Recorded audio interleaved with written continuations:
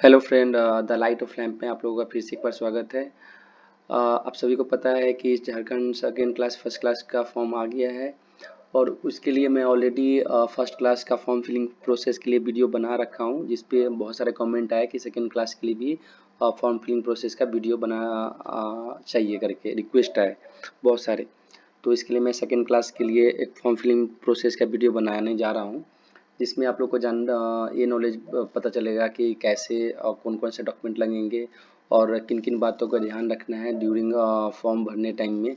जब फॉर्म भरते हैं तो किन किन चीज़ों का ध्यान रखें ताकि आपका फॉर्म का रिजेक्शन ना हो और आपका रोल नंबर आ जाए।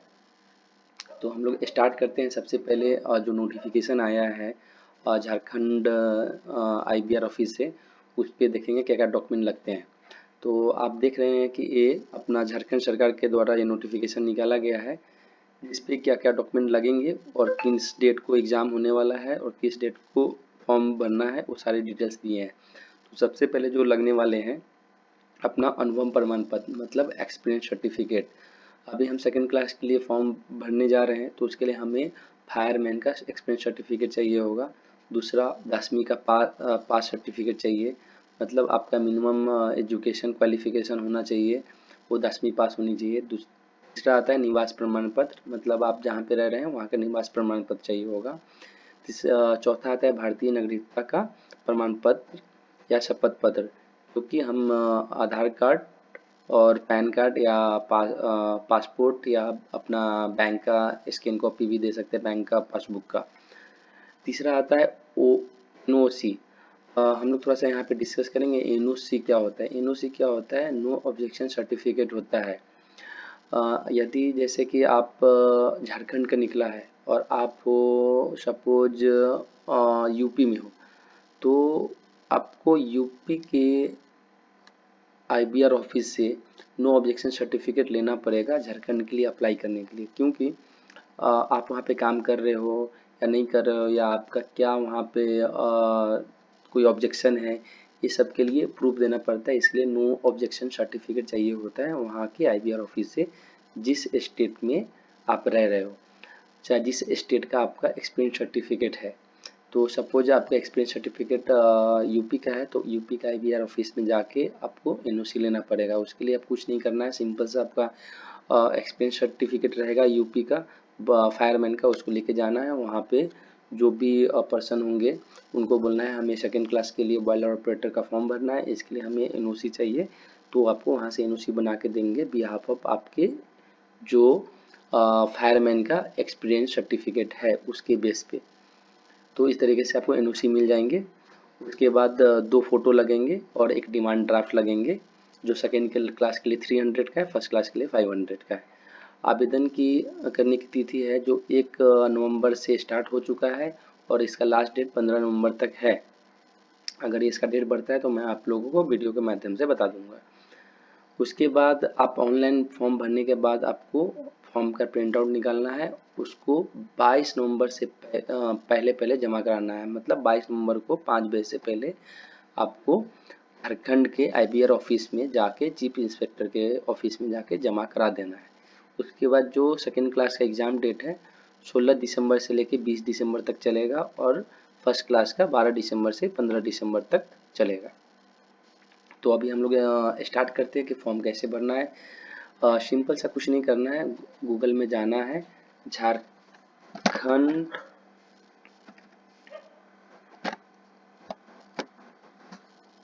बॉयलर बोर्ड एग्ज़ाम पे क्लिक करना है, ये साइट ओपन हो जाएगा। इसमें ये ध्यान रखना है samdhan.jharkhand.gov.in, इसी वेबसाइट पे हमें क्लिक करना है। दूसरे बहुत सारे आएंगे वेबसाइट, उस पर क्लिक नहीं करना है। इस पर करते ही क्लिक आप साइट के पूरे पेज पे चले जाएंगे। पेज जैसे ही ओपन होता है उस पर अपने को अप्लीकेशन टाइप सेलेक्ट करना है, क्योंकि यहाँ पे फर्स्ट क्लास का भी फॉर्म आया है और सेकंड क्लास का आया है, तो हमें सेलेक्ट करना पड़ेगा कि इसके लिए हम अप्लाई कर रहे हैं। तो फर्स्ट क्लास का ऑलरेडी मैंने वीडियो में बता रखा है, जिसका लिंक डिस्क्रिप्शन में दिया हुआ है, आप देख सकते हैं वहाँ से। तो हमें अभी इसमें सेकंड क्लास का मैं बताने जा रहा हूँ, तो इसलिए हमें बॉयलर अटेंडेंट क्लास 2 को सिलेक्ट करना है और नेक्स्ट करना है।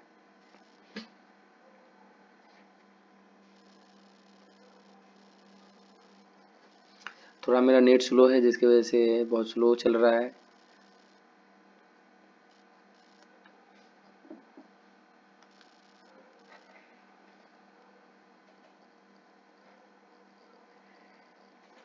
हाँ, पेज ओपन हो गया।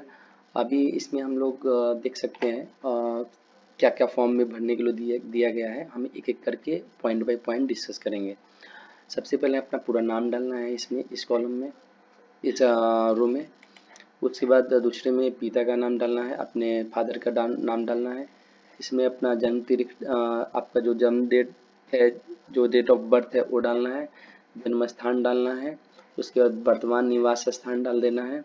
जो करेंट आपका जहाँ पे रह रहे हैं वो स्थान डालना है। जिस जगह पे आप रह रहे हो करेंट में, उसका वहाँ पे कितने दिनों से रह रहे हो वो डालना है।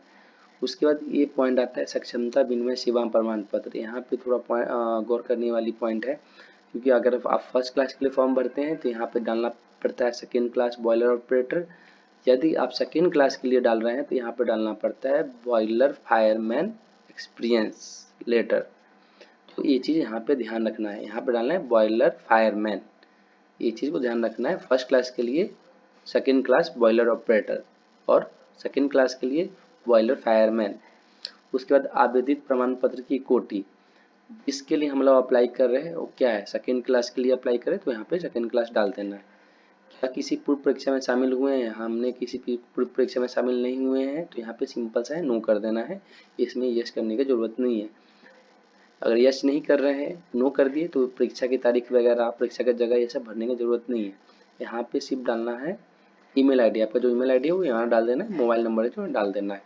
उसके बाद ये जो इधर पार्ट है ये आता है फोटो का। तो आपको सबसे पहले अपना पासपोर्ट साइज फोटो स्कैन करके डेस्कटॉप पर डाल देना है, ताकि फॉर्म भरने टाइम में आपको ढूंढना की जरूरत नहीं पड़े। उसका अपना सिग्नेचर का भी स्कैन कॉपी अपने डेस्कटॉप पर डालना है और वहाँ से अपने को अपलोड करना है। सिंपल सा ऐसे करेंगे और फाइल ओपन हो जाएगा। जहाँ भी आपने डाल रखा है, डेस्कटॉप पे डाल रखा है, तो डेस्कटॉप पे ऐसे ओपन हो जाएगा और यहाँ से हम सिलेक्ट करके और यहाँ पे फॉर्म डाल सकते हैं। सिग्नेचर का भी वैसे ही करना है। उसके बाद यहाँ पे आता है खंड 2, सभी पूर्व प्रमाण पत्र की विवरण, चाहे भारत में हो या किसी भी अन्य देश से। मतलब आपका 10वीं 10th की है तो 10th का डिटेल्स डालना है, 12th की है 12th का डिटेल डालना है। अब बॉयलर फायरमैन का की है तो बॉयलर फायरमैन का डिटेल डालना है। तो इसमें सारे डिटेल डालना है। 10th किया है तो 10th का डालना है। यहाँ पे 10th का फर्स्ट 10th के लिए है तो 10th डाल देना है। उसके बाद प्रमाण पत्र मिलने का स्थान डालना है। अगर आपने बॉयलर फायरमैन का किया है तो बॉयलर फायरमैन का डाल दीजिए। तो यहाँ पे आप एड ऑन भी कर सकते हैं ऐसे। तो सबसे पहले आपने 10th किया 10th का डालना है। उसके बाद आपने बॉयलर फायरमैन का किया है तो बॉयलर फायरमैन का डालना है। तो ये दोनों डाल देना है। सेकेंड क्लास के लिए कंपलसरी है, ये दोनों डालना ही है, 10th और बॉयलर फायरमैन, ताकि आपके फॉर्म में कोई रिजेक्शन ना हो। तो यहाँ पे सक्षमता प्रमाण पत्र की श्रेणी, मतलब आपने किसके लिए किया है। अगर आपने 10th किया है तो किस श्रेणी से है वो डाल देना है। उसके बाद प्रमाण पत्र मिलने का स्थान कहाँ से है, किस स्टेट से है वो डालना है, किस जगह से है वो डाल देना है। प्रमाण पत्र दिए जाने की तारीख, डेट, उसका जो प्रमाण पत्र आपका इशू हुआ है, जो सर्टिफिकेट मिला है उसका डेट क्या है वो डालना है। क्या कभी निलंबित या रद्द हुआ है, जो भी सर्टिफिकेट है कभी वो रद्द हुआ है क्या, अगर रद्द हुआ है तो इसमें डालना है, अगर नहीं हुआ है तो नहीं डालना है। किसके द्वारा हुआ है वो भी मेंशन कर देना है, अगर हुआ है तो, अगर नहीं हुआ है तो नहीं डालना है। रद्द होने का तारीख वगैरह भी अगर हुआ है तो डालना है, नहीं हुआ है तो नहीं डालना है। किस कारण से अगर रद्द हुआ है वो भी डालना है, अगर नहीं हुआ है तो नहीं डालना है। उसके बाद प्रमाण पत्र का स्कैन कॉपी, आपका सर्टिफिकेट का स्कैन कॉपी लगेगा। तो यहाँ पे 10th का डाल देना है, यहाँ पे अपना बॉयलर फायरमैन का डाल देना है। उसके बाद आता है खंड 3। खंड 3 में है प्रशंसा पत्रों की सूची, सेवा का विवरण। मतलब आपका एक्सपीरियंस, जो सर्टिफिकेट आपने दिया है उसका पूरा डिटेल्स यहाँ पे डालना है। तो इसमें कुछ नहीं डालना है, सिंपल सा सिर्फ एक्सपीरियंस सर्टिफिकेट के डिटेल्स डालने हैं। आपने सेकेंड क्लास बॉयलर ऑपरेटर का फॉर्म भर रहा है तो इसमें आपका बॉयलर फायरमैन का जो एक्सपीरियंस सर्टिफिकेट है उसका डिटेल्स डालना है। तो आपका जो फायरमैन का सर्टिफिकेट का डेट ऑफ इशू है वो डाल देना है। उसके बाद पर्सन, जो फायरमैन का सर्टिफिकेट का किसका हस्ताक्षर है वो डालना है।